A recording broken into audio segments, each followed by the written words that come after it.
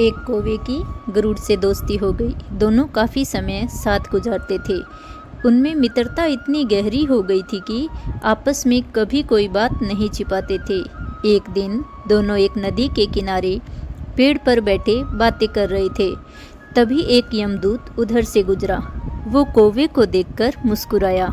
गरुड़ और कौवे ने उस यमदूत को अनदेखा किया और अपनी बातों में लग गए।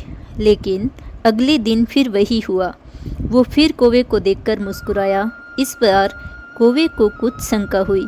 उसने गरुड़ से कहा कि ये यमदूत मुझे देखकर कल भी मुस्कुराया था और आज भी वैसे ही मुस्कुराया। कुछ गड़बड़ है। हो सकता है मेरी मृत्यु आने वाली है। गरुड़ ने उसे समझाया कि ऐसा कुछ नहीं है, यह एक संयोग भी हो सकता है। तुम चिंता मत करो। 2-3 दिन और ऐसे ही निकले। रोज यमदूत कौवे को देखकर मुस्कुराता। अब तो कौवे को यकीन हो गया कि निश्चित ही मेरी मौत नज़दीक है।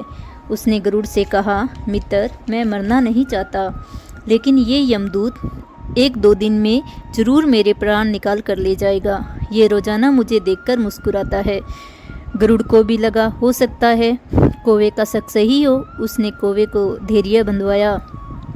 गरुड़ ने कौवे से कहा, तुम चिंता मत करो मित्र, मैं तुम्हें यहाँ से इतनी दूर ले जाऊँगा कि ये यमदूत तुम्हें दिखाई ही ना दे। गरुड़ ने कौवे को अपनी पीठ पर बैठाया और उस जंगल से हजारों किलोमीटर दूर कैलाश पर्वत पर ले गया। दोनों को अब यह डर नहीं रहा कि यहाँ उन्हें कोई परेशान कर सकता है। लेकिन वे जैसे ही कैलाश पर्वत पर पहुंचकर एक गुफा में पहुँचे, वहाँ वो यमदूत पहले से ही मौजूद था।